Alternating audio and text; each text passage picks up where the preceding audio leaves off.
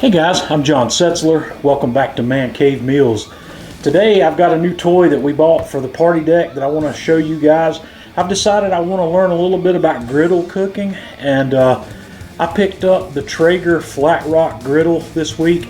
Got it put together, so let's have a look at it.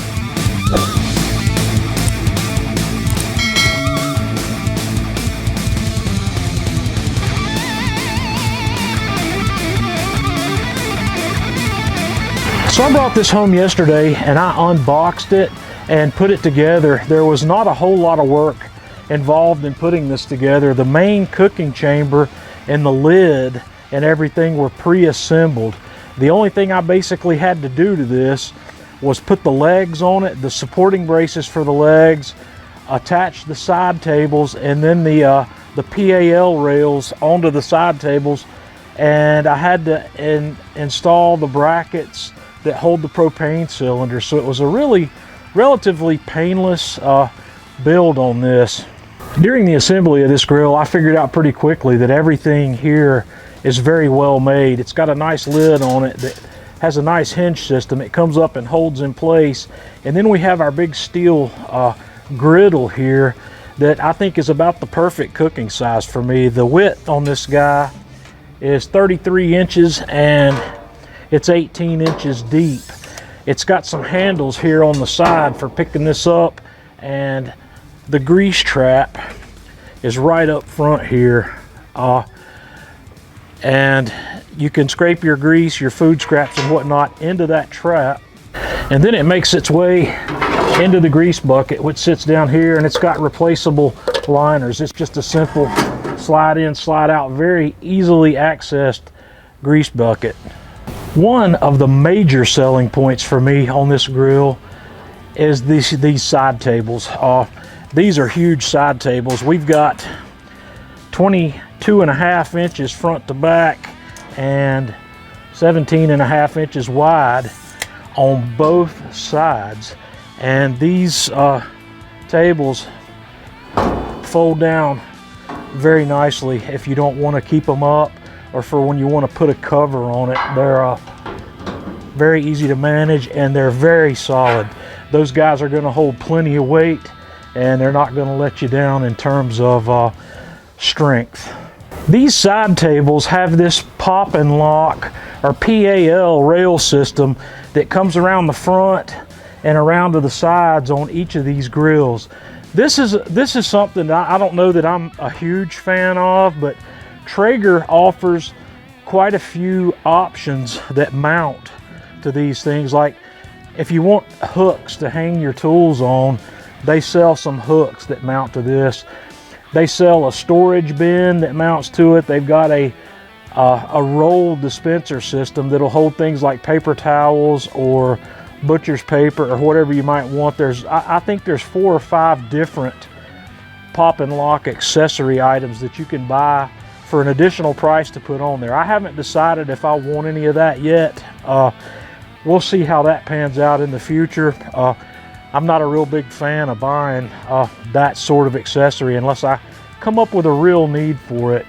Underneath the griddle is the heart of this grill, and this is the other part of this grill that really sold me, and I'm going to tell you why. First of all, we have these U-shaped burners that basically, when you compare this to the way other griddles are designed, other griddles will have a single burner or rows of single burners. With this one, you get 2 in each section. There are dividers here that are doing really well with creating multiple zone cooking. If you want to run a hotter segment on your griddle, you turn one burner up higher than the other one and run these low. I've been playing around with that and had pretty good luck with getting adequate low, medium, and high cooking zones here. And right here is that grease trap that we looked at earlier. Let me go ahead and fire this up. I'm just going to turn each of the ignition knobs here to the start position, and then we'll hit the ignite button. I don't know if you'll be able to see the flames come up, but all 3 of these flames came right up to where they are ready to go and would start heating your burner. It's a little bit too light out here at the moment to really see that, so I'm going to shut those down. The next part of the inside of this grill that impresses me dramatically is the fact that wind does not seem to have much impact on how well this grill or these burner tubes heat the griddle.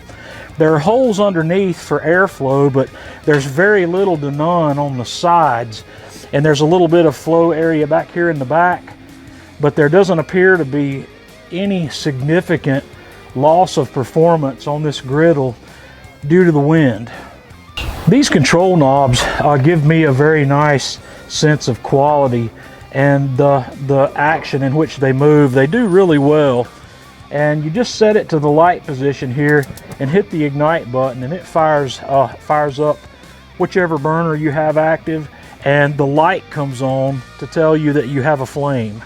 So that's a nice little indicator here of whether that's doing what you want it to do. And then you simply just, after you light it, you move it to whatever setting you want. You have low, mid-low, medium, mid-medium, and high, and then the ignite position, and then you just push it and switch it back to the off position to turn that burner off, and then you'll notice that the flame indicator light goes out. We have another light here for the propane cylinder, and I have not messed with this function yet. This grill supposedly has a sensor to tell you how much propane you have left in your cylinder, and you calibrate it with a full cylinder, and I currently don't have a full cylinder to run this calibration, but I've also seen a lot of people posting about this feature not working very well. I'll give you more information on that later. If you're watching this video several weeks after I've initially posted it and you're interested in that, ask me about it and I'll tell you if I got that working or not, or I'll go back and add to the video description whether I have that feature working. As you noticed up front on this grill, we had those lights that were giving us indicators. So yeah, this grill has a couple of options. If you want those lights, and if you want the grill sensor or the propane tank sensor to be functional, you have to be plugged into AC power. There's a power connector on the back here and a main power switch. And the power cable that comes with this is a PC style cable that you can plug into an extension cord or whatever. One of the other features is if you don't want to run this grill connected to power, right up underneath here is a 9-volt battery holder where you can use the igniter on the grill without being plugged in. And this is one part that I do not like on this grill. That 9-volt battery, with my fat fingers, I can't reach in there and pull that out. I had to get under there yesterday with a screwdriver and pop that out in order to put a 9-volt battery in it. I think it's a very poor design on that one item. I don't know why they decided to make that complicated like that. I guess in order to be complete here, I should mention the locking casters. Each wheel position on this guy has a locking caster, and these are fairly decent quality casters. I don't really see any issues with them, but they are the simple casters that have the single post that goes up, and I'm sure if you didn't like these casters for some reason or another, you could replace them with something with the same size post that shouldn't be hard to find. I'm going to keep these on here because I don't intend to move this thing around very much. I may roll it around from place to place on my deck here depending on what I'm doing, but I really think those casters are going to be just fine as they are. I haven't actually cooked on this griddle yet, but I've done several rounds of seasoning on it.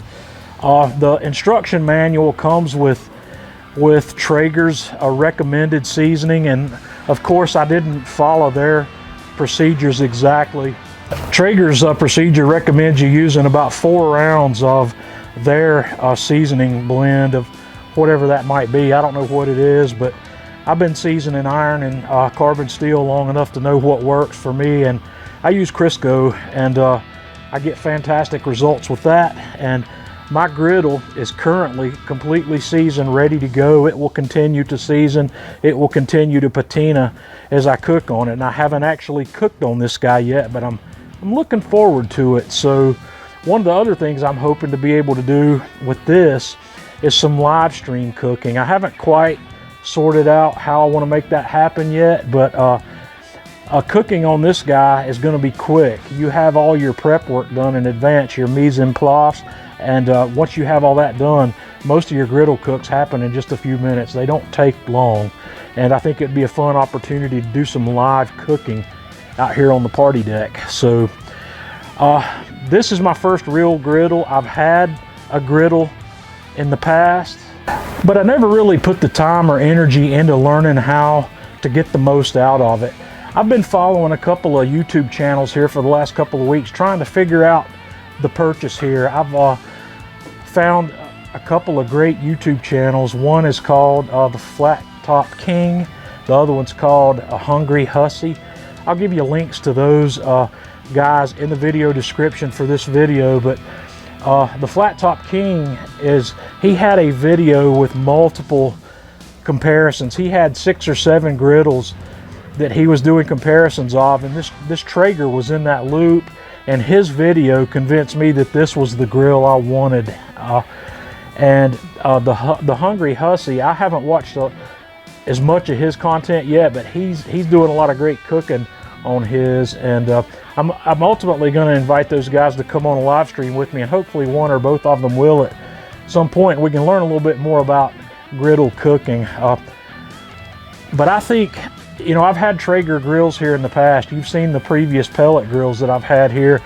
They're all excellent quality stuff, so I wasn't really worried about Traeger in terms of quality, simply from hands-on experience I've had with Traeger. I've never been let down with any Traeger product, and so far from what I can see and feel with this guy, just from setting it up and getting, you know, some hands-on with it, it's extremely well made. I'm not going to be worrying about quality here. So I'm going to wrap it up with that. If you have any specific questions about this grill, leave me a comment and I'll be sure to answer those for you. And in the meantime, we'll get started cooking.